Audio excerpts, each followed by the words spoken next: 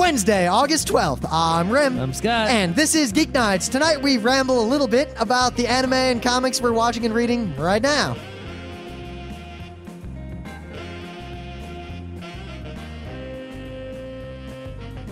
Let's do this. Well, I guess AnimeCon season's finally over for us for a while. How over is it? I mean, what do we have to do left? We have the New York Anime Festival, which is usually pretty easy. We're doing like 2 panels at it. Yep. Just bang, bang. And then what? Anime Boston? Anime Boston's next year. It's not this year. Yeah, so you don't have much to do. I We guess can finally relax. I guess not. That's kind of interesting. Wow. Oh, con season. But wait, PAX is coming, isn't it? Yeah, PAX is coming. The schedule for PAX West was just put online, and you can see our 3 panels. We're not going to talk about it much, but obviously we're doing 3 panels at PAX. We talked about it a lot in the last couple of shows, and we'll talk about it before PAX. The thing is funny, Django Con, which I probably won't go to, but I might if work takes care of it for me, is, because PAX is Friday, Saturday, Sunday, then Monday is Labor Day. Django Con is Tuesday, Wednesday, Thursday. Nah. In Portland. So it's like I go to the west coast of Seattle, then I have to if I did it, I'd have to go to Portland from Seattle and then stay there and then come home like Friday. So one thing that's interesting though, PAX is starting at like 10 a.m. on Friday this year. Oh, they decided to start early on Friday instead of starting super late like they usually do. Yeah. Well, I don't know if it was usually. I never really looked at the time schedule until the year we went last year. So I want to make a note, just an interesting note of something I discovered, right? What did you discover? PAX mails out the badges, but I found out they don't mail them to Canada. I think they only mail them to U.S. people. Well, they don't mail them to people like us either. Remember, we have to go to that special registration booth? Yeah, the thing is, going to that special place is going to be cool because all the other special people are going to be there. It still amazes me that, the fact that I have the same badge as MC Frontalot, it's like I could walk up to him and be like, hey man, we're peers. And he could laugh at me, and then we could go about our lives. His 10 times our talents. I know. All right, so anyway. MC Frontalot is definitely one of those people who has put in his 10,000 hours. Right, so let's, you got to go to work, because this is your night work week. Yep, this week I've been supporting, the European environment, so I've been working midnight to 9, and let me tell you, it sucks. Right, so let's get this episode on a roll here. On a roll? Yes, on a roll. Here's my news. Ready? It's a quick news. Okay. I decided to get all comic stuff because I know Rim's going to lay it down heavy with the animes. Well, I'll tell you this. I will talk about every piece of anime news from the last 4 months that is in any way interesting. Great. So check this out, right? A while back, there's... what's his name? Oh, Todd McFarlane. You know Todd McFarlane, right? Yeah. The Spawn guy, right? The thing is, he hasn't actually made comics since 2000 forever, right? So Robert Kirkman, who's the Walking Dead guy, right? He went at some convention. It was like a famous thing. He went up and he was like, Todd McFarlane, I'm making you all this money with my Walking Dead Image comics, right? He's like, you haven't made a comic in forever. I'll write a comic and you draw it. And the guy was like, okay, right? So just in this, most recent previews catalog, so I guess coming out in 2 months from now, so it's August, so in October, you know what's coming out? Haunt #1. Haunt #1. So Haunt is, if you don't know, is basically a Spider-Man ripoff of Todd McFarlane's from back in the day. It's basically Spider-Man with sort of a black costume with jizz all over it, right? And it's not even drawn by Todd McFarlane. He only inked it. He didn't do the rest of the art, not the colors or the pen. He's only doing the inking, and it's written by Kirkman. So everyone pretty much saw it and was like, really? We had that big... He stood up and he challenged him at a convention, like, draw a comic again. Let's see what you can do. And that's what he wrote. And then he comes up with this piece of shit. So... it's just sort of funny how things work out that way. I think it's pretty obvious by now that Todd McFarlane is a guy who I don't think he just cares about comics that much. I think he just cares about, business and money more so. But, that's who he is. Whatever. Huh? Yeah. Well, I guess I won't read it. Yeah, I'm not reading that shit. I'll show you the cover though so you can lol at it. Go online and search for Haunt comic or go to Image Comics website and look for Haunt. It's hilarious when you see this cover. It's basically the same cover Todd McFarlane's drawn 1,000 times before in his life. So Kagoshima, to get tourism and that sort of thing, and also probably for respect and nostalgia, is having a new Galaxy Express 999 short made, but the short is 999 seconds long and will premiere on September 9th, 2009. I mean, that's cool and all, but I mean, is it really going to be good? I mean, it's probably going to be much better, more well animated because it's only a short and it's made in modern times. But it's just a short and it's made for advertising purposes. I don't think this is something I really need to run out and see. Well, at the same time, though, it looks like they've got all the right ducks in line. I mean, obviously, there's some love here. Because, one, you know who wrote it? The same guy who did Hakabaki Taro. I like that guy. I trust that guy, Yoshimi Narita. I gotta finish that freaking show. Yeah. Why do they bring that manga out here? That's a manga I'll buy. Are you listening, Viz or whoever? But also, to celebrate the 30th anniversary of Galaxy Express 39, they're going to be showing a remastered version of it in Japan. The movie? It's a TV show, I guess. The whole TV show? 100. It just says Galaxy Express 39 anime to mark the film's 30th anniversary. I assume it's the movie. That's the movie. They said film is the movie. Okay. But they're getting the original voice cast and everything for this thing. So. Oh man, maybe we should get that. We gotta get like that remastered DVD when it comes out. I'm sure we'll be able to get it in some capacity. Yeah, that'll be awesome. It is scary though, looking at this picture. I don't know if it's from the short or not, but Tetsuro is pretty on model in the first episode of Galaxy Express and pretty much gets more and more and more off model as the show goes on. Tetsuro is drawn differently in like in the movies, he's drawn very normal. He's not like a potato head or anything. But in this picture here, right? It is definitely potato head, but the eyes are lined up. Well, yeah, and they're almost the same size. In the TV show, he's a potato head, but he's sort of even still normal. And like in some of the series, like that I've seen, like he's like basically like a lump.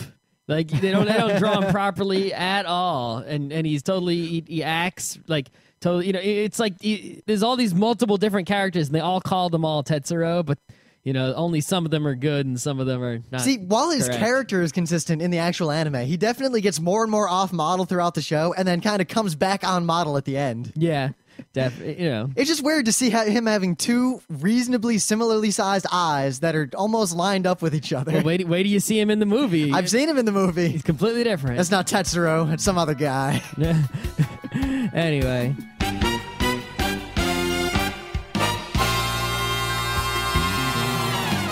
But as far as I can tell, that's all the anime news.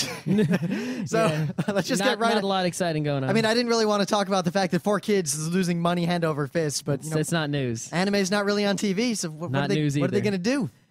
Yeah, thanks for the 3-year-old news. Okay, anyway. Well, the fact that they lost money is actually new news. They weren't losing money before. It's not a surprise. It's like if you didn't know that was coming, then I don't know what to say. No, it's more that it's sad that anime is just not like no one's pushing it anymore in the U.S. and the whole industry is just collapsing. What's new about that? Nothing. It's been around. It's like okay. But I thought Geeknights was commentary and not news. You can always get the news a lot sooner than you'll get it from us, especially with our schedule. But everyone has already said everything there is to say about the collapsing anime industry. All right, fine. Not only is it not new, there is nothing new to say. It's all been said. Anime dead. End of story. What you gonna do? All right, you got a thing of the day? Oh, I do have a thing of the day. So, Rob Liefeld, the guy everyone likes to make fun of for not being able to draw feet or hands and making people who are entirely too muscly and putting lots and lots of pouches and belts on all the X-Men and such. Well, I guess it was also Jim Lee doing that. But regardless, that Rob Liefeld, right? He's... despite, whether you think of his art's good or bad, right? And obviously, he can't draw feet. There's no question about that, right? He still goes to conventions. He still has fans. He still makes stuff, and from what I hear, I've never met him. He's not really a bad person. He's just, he is who he is. So some kids, thought they would be all cool. And they went and they were at, they saw that Rob Liefeld was there. And they, were like, but they were all wussy fanboys, right? They didn't have the balls to like just go up to him and be like, "You suck," right? So they were just sort of like, "Hey, what's going on?" Right? But then they were around the comic convention and they saw for sale an old copy of How to Draw Comics the Marvel Way. Oh man, that's semi-infamous. Right. So they bought it for like $5 or $10, and they because it's not an expensive book, and they basically wrote like instead of handing it to him and be like, "Hey man, I think you could really use this," like someone with balls would do, right? They basically wrote a note in the back He like set it down on his table and like tapped it with their hand a few times and ran away like little girlies. Really? Right? Yeah. Wow. So, you know, a lot of people on the internet were like, you know, even though they might, you know, not be Liefeld fans and make fun of him all the time on the internets, they were all like, hey, that's not cool, man. Right? You know, like you shouldn't be going insulting people like that, blah, blah, blah. But I was like, hey, that was cool. But the part that wasn't cool was not that they were insulting him. It was that they insulted him like pussies, right? If you want to insult the man, you got to go up and, you know, do it right. I mean, like, imagine if you were at a convention, Well, you've right? got to do it cleverly. You've got to have, like, the 1-2 punch, the setup, the punch. It has to be the insult that is given with a little bit of love. Exactly. Like, if I'm sitting there at the Geeknights table at some convention, right? And someone comes up and, like, puts podcasting for dummies on the table, like, taps it a few times and walks away like a wuss, I'll just be like, what the fuck? They just giving me a free book? Or what? Are they trying to advertise it to me? What? I'm just like, what the fuck is going on, right? But if they come up and they'd be like, you know, hey, I really think you could use this, I'd be like, oh man, lols. And I'd be shaking their hand and get a picture with them. And, you know, I'd sign the book for them, whatever. You know, it'd be a good times if they had balls, right? Because I wouldn't take it all, you know, angrily. As some people might. But, you know, this is an example of how not to be, right? This is why this is my thing of the day. Don't be this guy. Don't do what Donnie doesn't do. Exactly. Either don't insult people or insult them with, you know, balls, even if you're a girl. You know, not necessarily balls. I think panache is what you really need. That too. And a little bit of chutzpah. Yeah, that's those are all related to the testicles. The virtual testicles, not the physical ones. So I think this is really cool, and hopefully you will too. And if you think this is not cool, watch it before you pass judgment. Why? If you don't think this is cool, then you're not qualified to be a Geeknights listener. Very simply, cars have something called a differential gear. It's how they can turn. And if you don't understand why, this video explains better and more concisely and more directly than anything I've ever seen in my life. It is just, they take the concept and they boil it down to its fundamental in a way that anyone could understand. And this is from the 30s. I don't know, it's kind of weird to watch this kind of explanation of something. And then I look at all the kind of like how-tos and like explanations of things you see on YouTube and on how stuff works today. And they're just not nearly as elegant. Maybe we should make a series of how-to videos about modern, ultra-modern things, but make them in this style with that narration and a black and white video. Of course, part of the problem is that a differential gear, you know, an open differential, is actually very, very simple. And conceptually, you know, once you know the concept, the engineering part of it's pretty straightforward. But now, many things are not conceptually simple, let alone engineeringly simple. And the fundamental concept of a lot of engineering feats today alone would take an entire lifetime to understand fully. Yeah. It's just the way of the world. But, you know, I think this is actually, you know, the coolest thing about this video, I think, is by watching it, you see how much effort they put into it. Like, look how many different gears they made to show you the progression from the concept, like Lincoln Log Tinker Toy differential up to the real deal. You know, it's like, wow, they could have made like 3, but they made like 10. Whatever. Yeah, we need more videos like this. So if anyone knows of any, let me know. Because I got to point out that there are a bunch of related videos that are all just terrible simulations or explanations. Yeah, I almost feel like if I had a video like this for every part of the car, I could be a mechanic. Just watching them all, I'd be done. I wouldn't have to go to mechanic school or anything. The thing is, it's one thing to know how a differential works. It's another thing to unlock a locked differential. This is true. All right, so let's, you decided that because you're working nights and such, and because we didn't really read or watch much in common. Yep, basically Scott's reading a lot of comics, and I'm watching a lot of anime, and we're not linking up.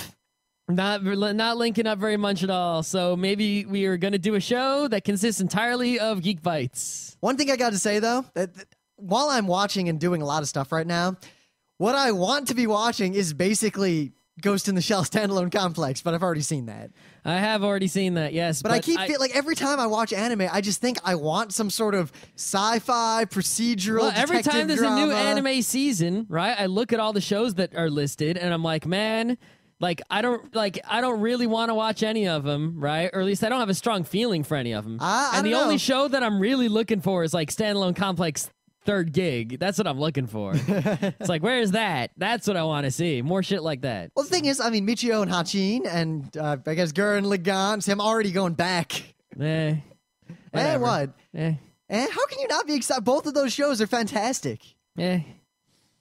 All right, so what are you doing, Mr. Never Watches Anime? I finished watching all 113 episodes of the Galaxy Express 39 TV show, which I think puts me in a very exclusive club of people who have seen all 113 episodes of I've seen a little under half. Yeah. How many people in the entire history of the world do you think have seen all 113? Well, good for you. Yeah, that's right.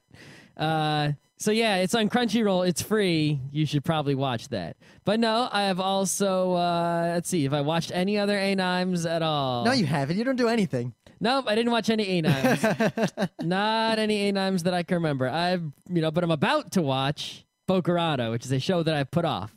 You're putting that off for so long. I watched that show like over a year ago. It was in the queue, and now it came up in the queue. People are always like, "Oh, I was like a year ago. You were like, some months ago. You're like, watch Bokurano, watch Bokurano." See, the thing is, I'm watching it. By having your queue the way you are, you're basically in that XKCD situation where a year or two after it's done, you'll be that guy going like, "Hey, man, the cake is a lie."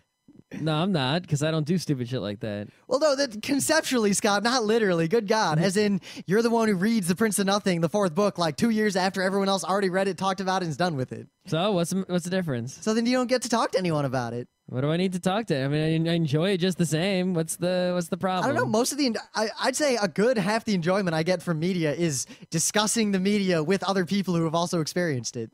If I wanted to discuss the media and that was where the enjoyment came from, then I probably would just read Cliff's Notes and shit. The enjoyment of media is the media in and of itself. Well, that's part of it, but I get equal enjoyment from discussing and seeing other people experience and that sort of thing that I do from actually watching the media. My enjoyment is from the art itself. And all right. I don't really have this need to discuss it with people. I mean, right. Plus, if I see it a year later and someone might still want to discuss it, if not, whatever. It's not a big deal. But anyway, I'm going to watch the Bokurano soon. And does anyone out there know if the Bokurano manga is scanslated or is going to be published or something? Because, I heard long ago that, the TV show was toned down from the manga. I don't know how true that is, but I think we did a news about it once. And I really, really want to read the original Bokurano manga to compare and contrast with the TV show, which is only 24 episodes, which now feels measly compared to the Galaxy Express 3913. I think it was actually sort of good for me to watch the Galaxy Express because it's sort of like when a baseball player gets on deck and he swings the bat with a big heavy weight on it. Scott, did you look at all the scans are online? Are they really? Yeah, it took 2 seconds on Google. Here they are. I don't know how to find scans, really. I Googled for it. I'm not a big scans person, so I don't. I mean, I haven't read scans since Death Note, and I own all that. So okay, yeah, send me that link, and I'll check it out. Man, though, watching Bokurano now, that was Scott Johnson, of all people, finally watched Bokurano. That's his kind of show. If a show has ever been up his alley more so than now and then here and there, it is Bokurano. It's definitely a Scott Johnson show. He just likes tragedy in space. Well, this is tragedy on Earth and a robot, which is close to space.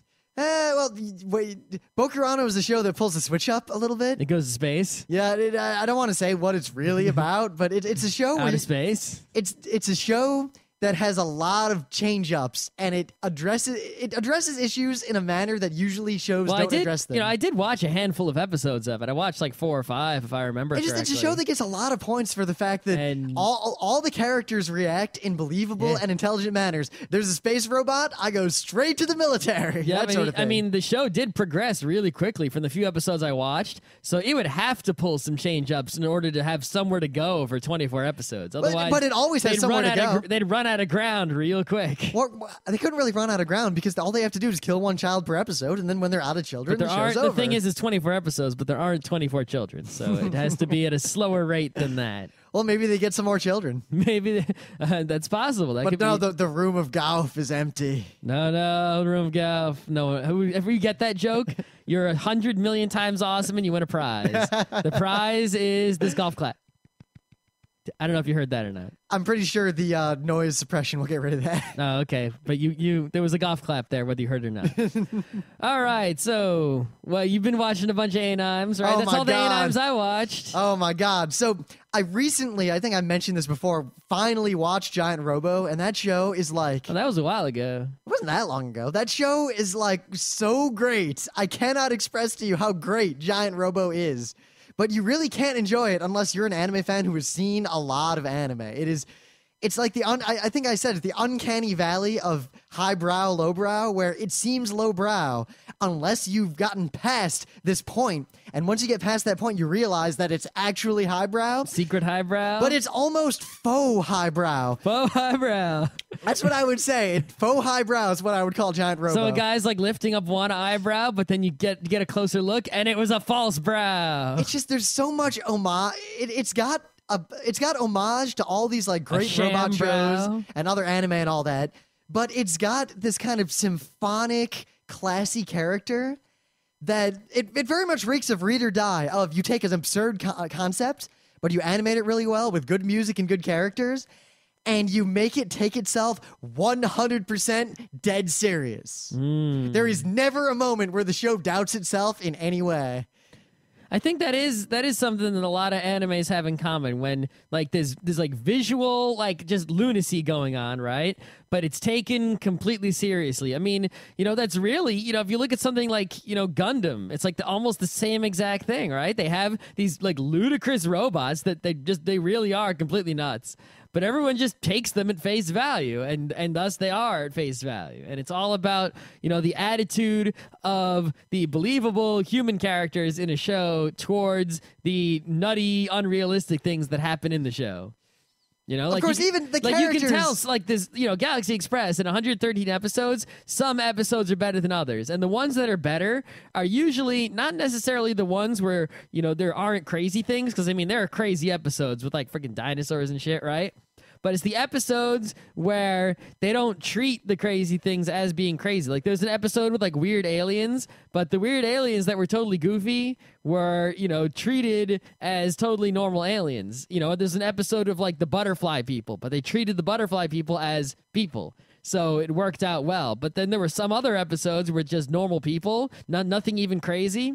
But they treated it as wacky, so it came off all, and it wasn't, the greatest episode ever. It all harkens back to Read or Die when they make that giant paper airplane and ride it off of the skyscraper into a dogfight. Man, if you're on a go, but when you were watching Giant Robo, I was watching like Guen Saga. I never finished that. Maybe after I finish Bokurano, I'm going to go back and try to finish the Guen Saga I show. definitely want to watch some Guen Saga. I saw the first, I think, 3 episodes, and I watched dug like it. 9, I really maybe? dug it. Maybe 4 or 5. I don't remember. But And that's I another also- thing. You know how I want a Ghost in the Shell standalone complex to happen again?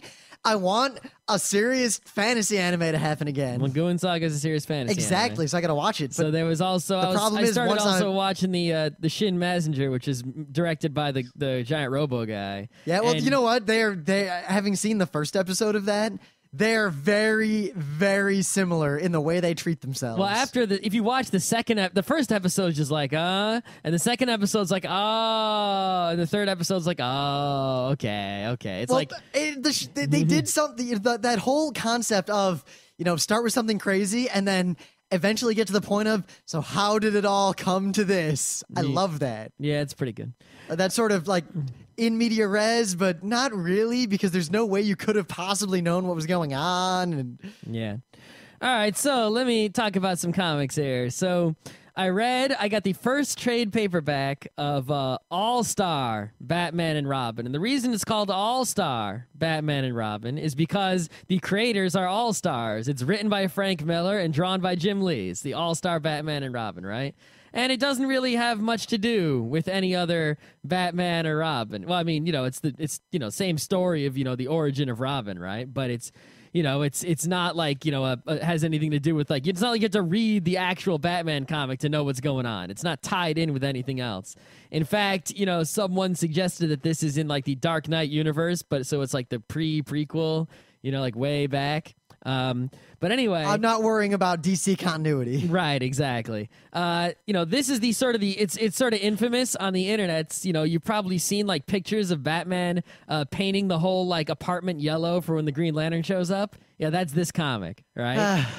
Also, the thing is that the thing that this comic is most infamous for that you might not realize is you've heard people talk about the goddamn Batman. Right? Yeah. That's where this comes from. They basically say goddamn Batman like 1,000 times. There's even one panel where he's like, this girl's insulting him for calling it the Batmobile. Like that's one of the jokes is like the Batmobile's a stupid name. He's like, I'm the goddamn Batman. I'll call my goddamn car whatever I goddamn feel like because I'm the goddamn Batman. It's like that is very Juggernaut. Yeah, exactly, right? But yeah, it's it's not the best Batman comic in the universe, but you know what? If you want a Batman comic to read and you already read Dark Knight Returns, why the hell not, right? I mean, it's Batman. But the thing it doesn't give me that same feeling of when I read Dark Knight Returns, when I read Dark Knight Returns, I feel like I'm watching a Batman movie, right? This feels more like, I don't know. Well, Scott, we're in the minority where we like the Michael Keaton Batman above all other Batman movies. That's correct. I mean, I'll admit, I thought Batman Begins was shit. I also thought Batman Begins was shit. It was just two unrelated movies. It was like a kung fu movie coupled with a cheesy Batman movie with no real proper... I didn't see the newest one that everyone likes so much, but is directed by the same guy who made the Batman, Begins or whatever, which I thought was poop. And, everyone who liked the one that I thought was poop also liked the new one, The Dark Knight. So what the new one had good I'm not going to prejudge was it. the Joker, but I watched on YouTube every scene that the Joker's in. I feel like that's all I needed to do. Yeah. See, I can't pass a judgment because I haven't seen it. Wait, so then to this day, you don't know what the pencil trick is? I don't really care. The Joker does a really good magic trick with a pencil. I know that everyone makes a joke about a pencil trick, and I really just don't give a shit what it is. It really? Man, you're all like tsundere today. Whatever. I mean, who cares? It's like, everyone makes a joke about the pencil trick. Who cares? Whatever. I don't care about the anime industry, and I don't watch anime, and I don't care about anything anyone else watches. What do I care? Who cares about this crap? So do you ever get excited about anything? I'm getting excited about all these other things I'm talking about, and you're not even saying anything. I watch 113 episodes of Galaxy Express. Yes, it's one of the greatest anime ever. I'm so pumped about watching the end because I haven't seen the movie in like almost 10 years. Yeah, I saw the movie maybe a year or so ago when I downloaded it, but that was only the second time I watched it. And that was only the first time I watched it unedited. I'm real excited because Emily has she has not seen the movie and she has not seen the anime. So she saw random episodes of the anime. Yeah, but she does not know like what it really is about. Yeah, I remember we were sitting there once and she's like, "So what's Maytel's deal?" And I'm like, "You don't know? Holy shit, really?" But imagine being a kid in the 70s in Japan where you didn't know. Well, the thing is, you were spoiled as soon as you saw the movie. If you saw the movie. If you saw the movie. So anyway, there's that Batman book is out there. Yeah. You can get it in a trade now. The trade isn't all of it though. There's like another trade coming, but apparently it just takes them so long to come out with issues of this. So who knows when that second trade is coming? Probably years from now. Actually, what I'm watching right now that I'm really excited about is I finally own Irresponsible Captain Tyler, which is weird because, whenever I do that anime you should see panel or I talk about anime, I always talk about how, like, Utena is my favorite anime and Cowboy Bebop is the best anime, and I have all these things, but really, Irresponsible Captain Tyler is in many ways my personal favorite anime. The show is one of the first anime that I really watched and really got into. I mean, I bought VHS tapes of this thing back in the day. It's a real crowd pleaser. That's for sure. One thing I can say, though, is I watched it, like, I didn't even see all of it. I never had money. I got, like, the first couple of VHS tapes, so I saw like, the first maybe 9 episodes, but I only really paid attention to the first 2 or 3. I saw the first, 7 episodes back in the day, legitimately. I saw, like, 8 more episodes in like terrible fan subs, and then I saw the last 3 episodes, and then this like 100 by 100 pixel RM file of the movie. I saw that 100 by 100 RM file of the movie, but I don't remember anything. Well, basically, it's just Roman Holiday. Oh, I like Roman Holiday. Yeah, well, then you would really like the Irresponsible Captain Tyler movie. Everyone's like, go back and watch that Wreck show. That wasn't too many episodes. Oh my God, that show was great. At least the one episode of it we watched was great. The Roman Holiday episode? Yeah. But every episode of that was like an Audrey Hepburn movie. Mm-hmm. All right, I want to take a little break in the middle of the episode here. Break? Yeah, I got to talk about something. I was in the middle of talking about something. Oh, come on. Irresponsible Captain Tyler. The thing is, it's my favorite show, but I really, I watched it mostly once a long time ago, and it says a lot that it influenced me so much to where I hold it in such high esteem. And like when Scott watched Ava again, or when I watched Escaflowne again, or a lot of these older anime that, I always thought of as the greatest things ever, I finally bought the box set because it was republished in a thin pack and it wasn't $100. And I started watching it again. I'm about halfway through. I've seen the first 14 episodes now on a DVD for reals. And anytime I worry that some show that I thought was great a long time ago is going to He-Man me, anime always proves me wrong. This show is just so fantastic. I know, right? It's I saw He-Man when I was a kid and I thought it was great. And I watch it now, not so great. But Ava, you just said, it's I watched Ava, right? A couple times back in the day, and I didn't watch it for a long time. And just people kept talking about it. Oh, the show fucks with your head. Oh, it's got a crazy ending. Oh, it sucks. And I sort of, forgot that it was great. And then I watched it again, and it was better than it had ever been. And I'm like, wow, all these years, these people have been saying it's, hard, this and that. And they were all completely wrong. And I think Captain Tyler is, the same way. It's I haven't seen it in forever. I remember it was kind of silly, above average. I have a feeling when I watch it again, it's going to be oh, shit. Well, one thing, I hadn't seen a lot of anime when I saw Irresponsible Captain Tyler the first time. But now, and I'm noticing, this is the same thing with Giant Robo. I've seen a lot of anime now. I mean, remember that list of, the 100 must-see anime and how basically we've seen 98 of them? Most of them. Or we at least know of or, are very familiar with them if we haven't actually seen them. So watching it now, and having all this context, the show is even better. There's so many Legend of the Galactic Heroes jokes. Because it's kind of, Young Wenli. It's kind of based on that in a way, and that it's almost a parody of it, but not really. Plus, the animation is surprisingly good. I mean, the show feels almost, if you start to watch it again at first, like one of those kind of low-budget anime, but you look at it, and the cell animation is just surprisingly beautiful and well done. It just really stands out, and there's such attention to detail. And I think a lot of people, this has made me realize, Dave and Joel, when they talk about Akira, they talked a lot about cell animation and how everything after cell animation wasn't as good and how great that is. And I realized exactly what the issue is. With cell animation, there was a lot of crap, but for people who were dedicated to the shows they were making, they put in, there was this attention to detail that was unsurpassed. And there are so many tiny little throwaway jokes that are animated in the background of this show. Like the guy with the chainsaw doing something silly, or a guy just making dumb faces at someone when he turns his back. Well, the other thing, it's not just the cell versus digital that causes stuff like that. It's the fact that all of the grunt work is outsourced now. That is a major contributor to the lack of things like that. Well, you didn't let me finish. What I was saying is that in a lot of newer anime, at least a lot of the worse anime, because, you can do all this stuff with digital animation the same way you can do with cells.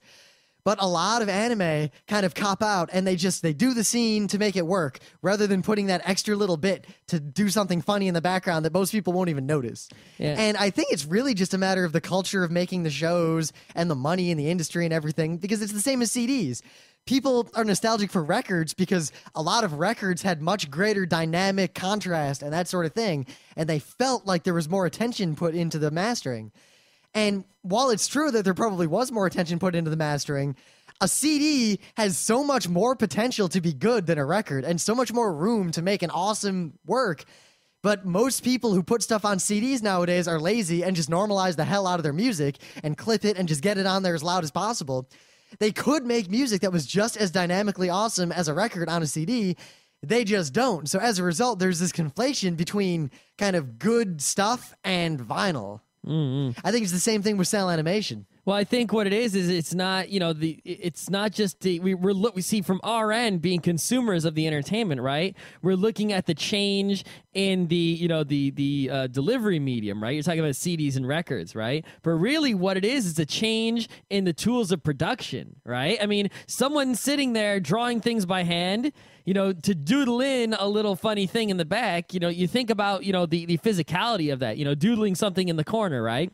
Now think about someone sitting at a computer, even if they've got like a Wacom or something, it's like to doodle something in the background of like a scene is a completely different thing when you're doing it digitally, and it's not well, Scott, doodling something in the background of a scene with cells, remember, you've got to put it in the keyframes, then you got to get it to the in-betweens and that sort of thing. It's not quite so simple. I don't know if I didn't say it's simple, but you think about the physicality of doodling in the corner versus the physicality, doing it on the computer, right? And that's the reason that something like that would happen, with one set of tools and not the other. That stuff does happen with great anime that's made now with the modern tools. And I think what it really comes down to is the filter of quality. And shows like Tyler are just so high quality. I get a lot of flack for people saying that I only like the old anime, and that's not true. Michito and Hachin and I forgot the name of that other show that I like. How many episodes of that show that you've seen that you keep saying it's so great? I saw 3 episodes, and it's fantastic, and I really want to watch the rest of it. I just have to get it all and watch it. All right. But I'm watching Tyler right now. But, watching a show like Ava or Escaflowne or Tyler again now, they're just so, transcendent of all the other stuff that was coming out, even at the time, that they hold up today more so than a lot of stuff coming out now. Yeah, I mean, this, even stuff that comes out now that I watch, what is still going to hold up? Look, Galaxy Express, I just watched a show from like the late 70s. What show from now is still going to be good in 30 years? I think Bakano will hold up. Me, I don't know. Bakano has such just a fun style to it, and it's different. Yeah, I like it, and I've watched maybe 5 or 6 episodes, and I'll finish it, in some time. Like 5 years from now, we'll be doing the show, and Scott will be like, man, so I just watched Bakano. That show was awesome. Yeah, but I don't know. I don't feel like Bakano will hold up over a long period of time. I can't see myself watching it again after I finish it. Why not? Are you kidding? That is definitely a rewatchable show. It's got a lot of those kind of just epic scenes. Nah. Anyway. You're right about everything. Yeah, whatever. Except a couple of comics, I guess. Yeah. So I've got to make this thing that I forgot to say at the beginning of the show. I'm redoing the website, but I'm not redoing it in any way that you're going to notice, most likely, right? Basically, it's going to be 2.0 of the site that's already there. So it's going to look 99% the same, right? I'm just basically, polishing it and doing all kinds of stuff. And I've already made a humongous progress but it's not, it's not live yet. It's on my laptop, and once it's all ready, I'm going to put it out there. And we're going to add a bunch of nice features for you, like automatically, posting episodes to Twitter and automatically, linking the forum and the website, in interesting ways. And, when Google Wave is out, we're going to integrate Google Wave in some nice ways, whatever. But one thing that I decided to do is we have these ads in the forum. You may have noticed them, right? We don't really make money off them. You couldn't wait till the end of the show for this. Well, no, because I wanted to, I figured people would stop, I forgot to do it at the beginning of the show, and I figured doing it in the middle of the show, right? People would be like, and, they wouldn't, turn off the episode when I started talking about it. Because we're still going to talk about more awesome stuff after this. Actually, we've been going on pretty long. I don't think we will. Oh, you don't think we will? Nah. Bob, I got stuff to talk about. Anyway. Well, because I got to go to work soon. Oh, shit. All right, well, that actually leaves us with more materials for the future, which is good. But anyway, the long and short of it is that we haven't made that much money off ads, and that's fine because we didn't really expect to anyway. But we can use that money instead to buy ads, right?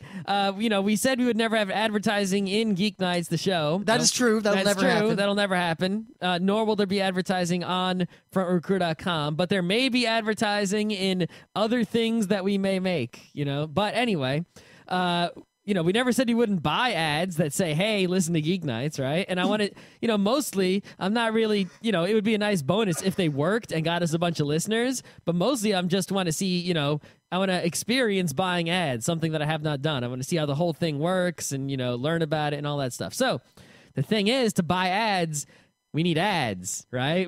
I could do a text ad if I wanted to, but we need images, arts to, that are the correct shape and size to purchase, and place on other sites. So I made a little contest. It's in the forum. It's also on the website to, basically You make ads, and we'll pick some out that we think are the winners, and then there'll be a prize. And the thing is, I actually have a prize. Yes, this isn't where, the classic rim.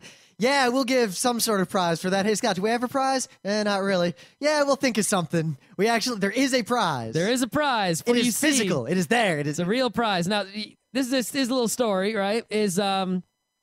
The Akira manga, right, has been out in English for a while now, but it came out while I was in college, and I bought all 6 volumes from Dark Horse. They're very expensive, 6 gigantic volumes. They're exactly the same as the Japanese volumes, except they're flipped over from, so they're, English direction, left to right, and they're translated, obviously. The thing about these volumes is that they've been out of print and not so easy to get and not cheap to get either. Now, you might be wondering, Scott, you're going to give those volumes away? Holy shit, Akira's like, this is the most amazing manga, one of your favorites. You're going to give it away? Well, not exactly. You see, Kodansha, Dark Horse lost the license for Akira. They also lost the license for Ghost in the Shell. I guess, I don't know why, but it expired. So Kodansha, the actual Japanese publisher of these things, is going to directly publish them in the United States. So in 2 months from now, or I assume, because I'm ordering it this month, the first volume of the Akira manga is coming out in the U.S. from Kodansha. Now, I don't know if it's printed from right to left, but I have to assume it's going to be the same size. I mean, the image they showed of it is the same exact cover image. So, I have to, without this information about if it's going to be flipped or if it has a different translation or whatever, I got to buy it to compare and contrast it with what I got, right? I can't just let it go like that. So the result is that I'm going to have 2 sets of the Akira manga, the Kodansha and the Dark Horse. And, I don't imagine that either one of them will be bad, but I'm going to probably, once I have both sets, I won't need both of them. I'll pick whichever one I like better, and the other one will be the prize. So you will get the entire set of Akira manga, either Dark Horse or Kodansha editions. It's up to me, which is manufacturer's retail price of at least like $180 worth of comics. It's 6 gigantic volumes. So if you make us awesome ads that are worthy of us putting them on other websites and paying money for that, then you can win all of Akira the manga, which is totally awesome. All right. Yes. So, make us ads and post them in the forum or email them to us or Now, whatever. I point out that while we won't use them, I would very much appreciate ironic entries in addition to real entries. Yes, though humor will be rewarded with golf claps. Well, the thing is, if someone submits a biting enough ironic ad, I could see us using that. Maybe. Listen to Geeknights, it sucks. Yeah, I posted some details in the forum of this contest, obviously. I don't know contest laws. I don't have a lawyer. I'm probably breaking laws in every state, but whatever. And also, the shapes and sizes of the ads are posted in the forum. And also, by submitting an ad to the contest, you automatically release it into the Creative Commons license, which means we could use it anyway, even if you don't win. Creative Commons attribution. That's it. Yeah. That's it. 2.0? You'll get credit for it no matter what. What version of the Creative Commons? Well, I think we're on 3.0 now. Yeah. I don't know. Whatever. Newest Creative Commons attribution license. You don't really have a choice. So, and that's all we're going to say about that. All right. But, stuff we're watching. I'm watching Irresponsible Captain Tyler again. It's the fucking business. Oh, my God. Right. I can't express to you how great it is. I'm finally watching Gurren Lagann, which is also pretty damn great. However, I know the show takes it, the show is okay and then hits a point where suddenly it's great. I do not believe I've hit that point yet. And I'll tell you this, Gurren Lagann fans. If I have already hit that point, and I don't think I have, fuck that show. But if the point has not yet come, then that show might still be one of the better anime to come out ever. The show has so much style going for it that can make up for almost any problem that might occur. Should I talk about something else? Actually, I do want to talk about one more thing. Well, here. I'm also reading Steppenwolf. Well, that's a book. That's not comics or anime. That we're supposed to do a book club episode on when someone else reads Steppenwolf. You know what I'm doing? I'm fixing the website. Well, how is your e-commerce coming along over there? You know what I'm doing instead of the e-commerce? Watching anime and reading Steppenwolf. Yeah, okay, so... And working nights. Oh my God. I have to get ready for work in an hour. You know what? Okay, working nights for 1 week. How long has it been since the e-commerce was supposed to be ready? Months and months since April? I've been busy. Yeah. I basically haven't been working on it. So, yeah. Well, you act like you don't believe me. No, I really haven't been working on it. Just let it be known who's doing work and who's watching animes. I believe Anyway. if Scott Johnson pointed out in the forums, because one of us has stuff to do outside. I do stuff. What do I? We both do the same amount of stuff. I think I do more. Okay. Anyway, so actually, Vertigo Comics, right? Vertigo is DC. If you don't realize this, but they do the Fables and the Wild Last Man and the Sandman and all that stuff, right? They're basically, the way they sell comics is they put out issues and they put out trades, but the trades are always cheap. And the first issue is always cheap. Like the first issue of any Vertigo series will be like $1. And the first trade will always be like $5 or $7. Wicked cheap. So they get you hooked, and then you'll buy the rest of the trades at, regular prices. Now, the thing is, whenever a new Vertigo series comes along, I always get the first issue for like 25 cents because why the hell not? I'll go see what it's about. And I read 2 new Vertigo series recently, the first issues. One of them was Greek Street. This was just terrible. I don't know why anyone would like this. It was basically, the first story was about a guy who accidentally has sex with his mom. And then there was a story. So, Oedipus. And then there was a story about some strippers. Just, I don't know what the hell was going on Are with you them. sure that these aren't all modern retellings of old Greek tragedies? It's possible. That sounds like that's what that's doing. Right. You probably just don't know. The strippers are probably from something. Maybe, but it was bad. It wasn't entertaining in and of itself. And the third one, then it was like some story with like some mafia dudes, and I couldn't. It was just complete trash, and I was not interested. But the other series I read, Unwritten, right? Unwritten, it was a really weird experience reading this thing because it was simultaneously so cliche, but at the same time, it was so unique and amazing, right? It's like, it starts off, you have this like guy at a convention and he's doing all like these autographs for people and he's famous, and you slowly learn that what he's famous for is basically that his dad, who's the lady who wrote Harry Potter? What's her name? I don't even know her name. I forgot her name. If you told it to me, I'd be like, that's the name, but I can't come up with it right now. But anyway, this dude's dad is the Harry Potter author, right? But his dad basically abandoned him and disappeared, right? So right? But the Harry Potter character was supposedly modeled after him. So as far as, people are concerned, this guy, even though he's sort of like a grown-up 20, 30-something-year-old dude, he is the Harry Potter of this universe, right? Even though they don't use the words Harry Potter, it's Harry Potter, right? It's obvious. They intentionally, right, referenced and such. Now, the thing is, right, you're like, okay, what kind of story is there to tell about this guy whose dad is the famous author who sold the most popular book? Well, missing dad is the premise of every Final Fantasy legend. Now you're getting close to it. Basically, he's on a panel at a convention, right, where all these fans are, and one person stands up and is like, hey, your birth certificate something conspiracy, who are you? You're not, actually the son of the author something. And then, his agent's like, oh, gotta go, right? And you find out that, no, he's probably not the son of this guy, and there's weird shit going on, and you know what? The wizard Harry Potter shit might be real, and it gets sort of crazy fucked up. And this is only in the first issue, right? So it's like 20, 30-something pages. This isn't even the first trade paperback. And I was like, whoa, what the hell is going on here? What is this? So even though I'm like, not interested in Harry Potter at all, right? This Unwritten from Vertigo is looking pretty interesting. I'm going to be getting some first trade paperback action, which is why it's very awesome that they have $1 issue number 1s. So yeah. Yep. So one other thing before I end this, so I can, go to work. I've got the box set, and after I finish Captain Tyler, I think I'm finally going to sit down and watch it. Well, I am also, watching Legend of the Galactic Heroes. Good God. That show is pretty great. How many episodes is that? Infinity. It's like 100. It's a lot. I don't even have all of it. I only have like the first 10. I'll have to get the rest somewhere. But Nadeshiko is like the one show from the era that it came out that I did not watch. I started, popular. Back a while ago. I saw like the first VHS worth of it dubbed. I never saw any more. Yeah, I converted it all to iPhone format, and I started watching it. And I just never, like, I watched a few episodes, and I was like, And I just stopped. So it didn't grab me in like the first 4 or 5 Thing episodes. is, I'm going to keep watch watching. it solely because it was fairly enduringly popular from the time.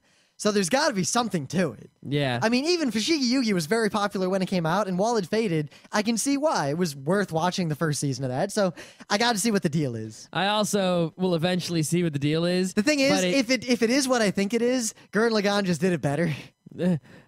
I don't know. I haven't seen either of the two, so how would I even know if they were You really got to similar? watch Gurren Lagann. I mean, this is a show that has if you ever hear people quoting the line, don't believe in yourself, believe in the me that believes in you. Yeah, I heard Stuff people like say that shit. Stuff like that is from Gurren Lagann. That doesn't excite me. How can that not excite you? Because every time someone says that, it's just like, what the fuck is wrong with you? What are you talking about? That is perhaps the most inspirational thing you can say to anyone ever. Just really corny, if you ask me. The whole show is corny. It's epically corny. It's corny So you like that, but you don't like Stan Lee. because it's corny in the read or die way, Uh-huh. or in the Giant Robo way. Uh-huh. They don't, and characters don't say what they're doing as they do it. Well, they kind of do sometimes. Rocket to Punchy. Well, it's okay if it's Rocket Punch if someone else, if the narrator says Rocket Punch, you know? If you say Rocket Punch like after it hits, like, fuck yeah, I got you in the face, you piece of shit, right? What if you're in the robot, you Rocket to Punchy, and then the Rocket Punch comes out? That's not as good. All right, at any rate, the show is kind of rambling. I'm tired. I gotta go to work. I had to go to bed.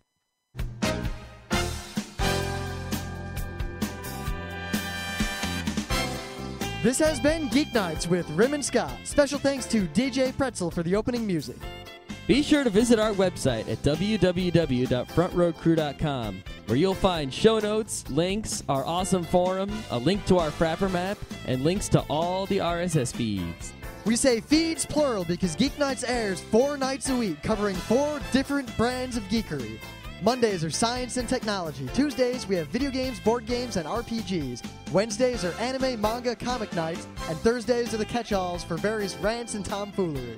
You can send us feedback by email to geeknights@frontrowcrew.com. Or you can send audio feedback via Odeo. Just click the link that says Send Me an Audio on the right side of our website. If you like what you hear, you can catch the last 100 episodes in iTunes or in your favorite podcatcher. For the complete archives, visit the website, which has everything. Geeknights is distributed under a Creative Commons Attribution Non-Commercial Share-alike 2.5 license. This means you can do whatever you want with it as long as you give us credit, don't make money, and share it in kind. Geeknights is recorded live with no studio and no audience. But unlike those other late shows, it's actually recorded at night.